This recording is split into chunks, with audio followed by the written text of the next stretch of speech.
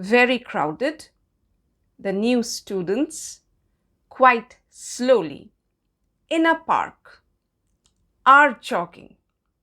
I'm sure you are wondering why I'm saying these random phrases, as it makes no sense at all. Yes, you are right. Phrases are small groups of words having meaningful grammatical units, but to convey idea or thought, we must convert them into either an independent clause or a complete sentence, because they do not convey a full meaning or thought on their own.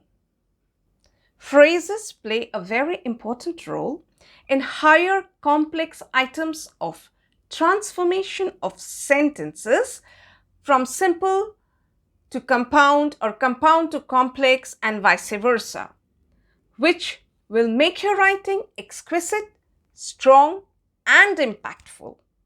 If you are not thorough with the different types of phrases, you might face difficulty in moving on to advanced complex sentence formation. So watch the video till the end to benefit from it. Well, the links to the videos on the transformation of simple, compound, and complex sentences will be provided in the description box.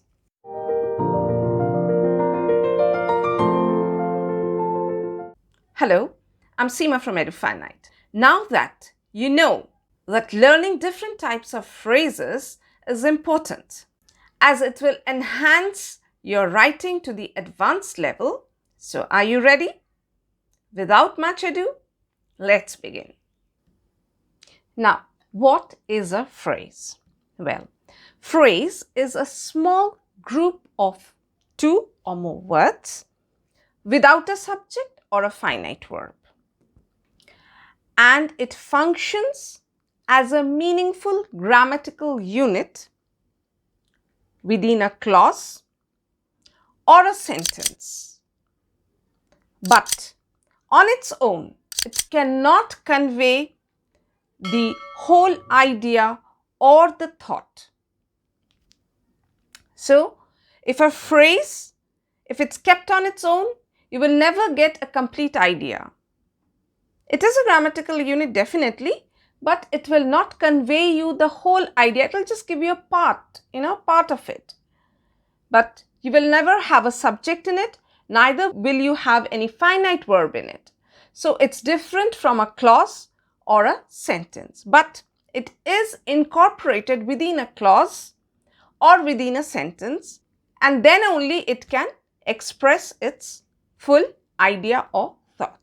It can be a part of a clause or a sentence, or can be hidden inside another phrase. So a phrase can be hidden inside another phrase. We'll see that as we proceed with the lesson, and adding more to its meaning. So what it can be, a phrase can be part of a clause, it can be part of a sentence, or it can be inserted or hidden inside another phrase, adding more to its meaning. How does a phrase look like? Well, a phrase comprises of a head word or the main word. Okay, there is a main word in the phrase. The grammatical nature of that main word determines what type of nature the phrase will have or what type of role the phrase will play. For example, the new students, that's a phrase. Are jogging, that is again a phrase. In a park, again a phrase. It does not give us any whole idea. In a park, well, we can have a glimpse in a park, yes, inside a park, but what in a park? So we're not getting the whole idea. Very crowded, again another phrase. Quite slowly, another phrase. Well, now we can group these phrases together and form a sentence. So let's see how. The new students are jogging in a very crowded park quite slowly. So see, we have taken these phrases, we have put them together, and we have put them in a manner so that they give us a complete idea of what we are trying to express. Now let's break up the sentence and see what type of phrases we have included in this sentence. So, the types of phrases used. The new students is a noun phrase, okay? Because the head word students is a noun. So, that's a noun phrase, okay? Next, are jogging is a verb phrase, as jogging is the main word and that's a verb. Next, in the very crowded park. That's a prepositional phrase since it begins with a preposition. Now, you'll see, as I told you, that a phrase can also be hidden inside a phrase. We'll just see that in the next one. Very crowded. So, very crowded is an adjective phrase, but that adjective phrase is hidden in the prepositional phrase, just the one that I said ahead, in the very crowded park. So, since it's beginning in the very crowded park is beginning with the preposition in, that's a prepositional phrase. But very crowded is the adjective phrase which is hidden inside it. Okay, next. The very crowded park. Okay, the very crowded park, again, the park, which is the main word, is a noun. So, this is a noun phrase. Again, inside that noun phrase, we have very crowded. That adjective phrase is also hidden. So, you see, in that prepositional phrase, we have the very crowded park, that's a noun phrase is hidden. Very crowded, the adjective phrase is hidden. So, that's how phrases are hidden within phrases too. Quite slowly, that's the adverbial phrase. Okay, now let's look into how many types of phrases are there. So, there are 5 main types of phrases in English language. Other than that, there are also some other phrases, but these are the main phrases. They are, first is noun phrase, adjective phrase, adverbial phrase, verb phrase, and prepositional phrase. Next, now let's look what is a noun phrase. A noun phrase is usually a group of 2 or more words assembled, that means they are assembled around the head or the main word. Now, as I told you, that head or the main word should be a noun or a pronoun, okay? And hence it functions, since it is a noun phrase, what will it do? What is the function of a noun? A noun acts as a subject or object of the sentence. So here too, the noun phrase will function as either the subject or the object of the verb in a sentence. So let's look into some of the examples. Molly gave the injured boy a bottle of water. Now here, gave is the verb. The injured boy a bottle of water is the phrase, okay, that's acting as the object of the verb gave. Whom did Molly give? So, Molly gave the injured boy. So, that's the main word or the head word. So, the boy is a noun, hence this is a noun phrase and it's acting as the object of the verb gave. In the next sentence, the nurses in this hospital work tirelessly. Who works tirelessly? So, the nurses in this hospital. So, this phrase is acting as a subject of the verb work. And in this phrase, the nurses in this hospital, nurses is the main word because the in this hospital does not make sense. So, the is always associated with, it's a article always associated with a noun. Here, nurses over here is the main word, that's the noun. Hence, the nurses in this hospital is a noun phrase. Okay, the next one. My pet dog is sleeping now. Again, this is the subject of the verb is sleeping. Who is sleeping? Okay, my pet dog is sleeping. So, over here, dog is the main word or the head word and it's a noun. Hence, my pet dog is a noun phrase. Okay, now we move on to what is an adjective phrase. An adjective phrase is usually a group of words centered around the main word, that is an adjective, and hence functions as an adjective. Now, how does an adjective function? That is, it describes or modifies a noun or a pronoun in a sentence. Okay. Now, let's look into some of the examples. The students were really bored with the marathon practice. So, the students were what? Bored. So, that bored is the adjective. Hence, this phrase, really bored with the marathon practice, is an adjective phrase. An extremely big bear crossed the rivulet. Over here, extremely big is the adjective phrase, since it is centered around the main adjective, which is big. Big is an adjective, hence extremely big is an adjective phrase, and it acts as an adjective because it tells us more about the bear which crossed the rivulet. How was the bear? It was extremely big. Okay. It was a very critical topic. Over here again, no, we are going to take very critical, because if we take a very critical topic, then what happens? It becomes a different phrase. So we'll concentrate only over here on adjective phrase. So it's very critical. Critical is an adjective, hence very critical is an adjective phrase. Because if we take a very critical topic, as I told you, is an article and it comes before a noun. So what is happening? Instead of becoming an adjective phrase, we have the focus on topic, which is a noun, so it will become a noun phrase. So here again we see very critical, this adjective phrase is hidden inside the noun phrase. If we take that noun phrase, a very critical topic, but very critical is telling us about the topic. What is very critical? The topic. So topic is a noun, it tells us more about the noun topic, hence very critical is an adjective phrase, because critical is the adjective over here. Well, the next one is an adverbial phrase. An adverbial phrase is usually a group of words centered around an adverb. So there has to be an adverb around which a group of words is centered.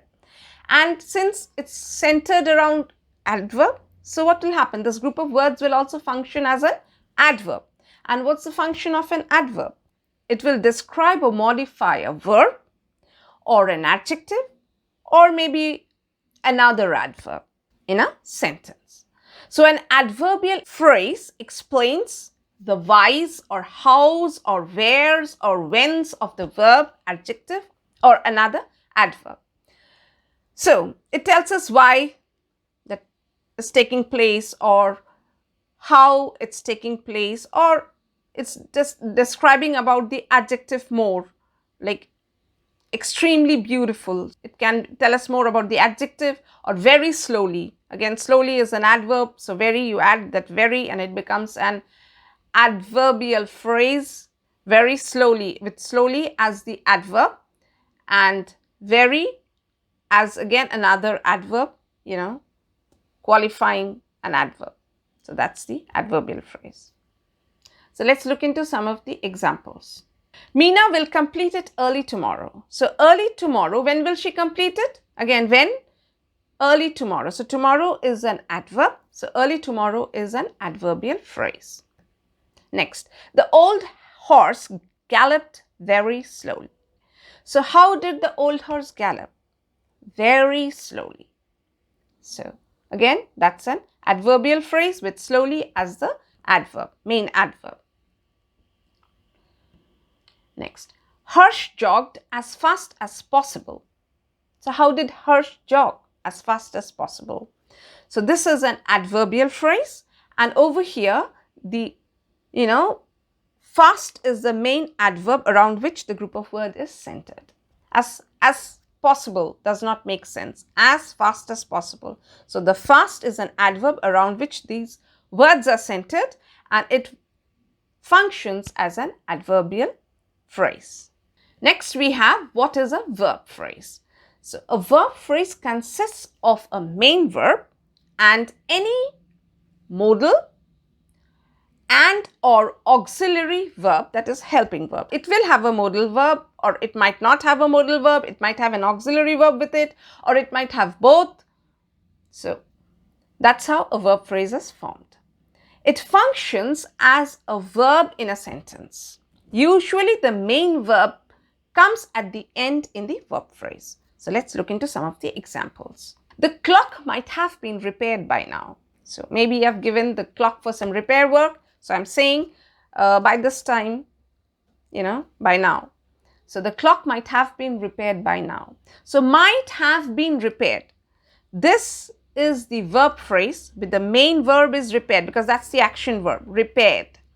And might have been, might is the modal, have been auxiliary. So it consists of modal and auxiliary verb plus the main verb. The next one, I have been waiting for almost an hour.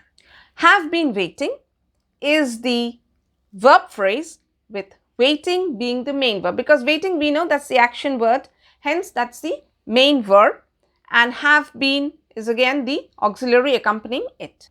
He will be playing for his team. Again, playing is the main verb, will be playing is the verb phrase. And the next one is Sally is drawing a portrait. Again, is drawing is a verb phrase with drawing as the main verb.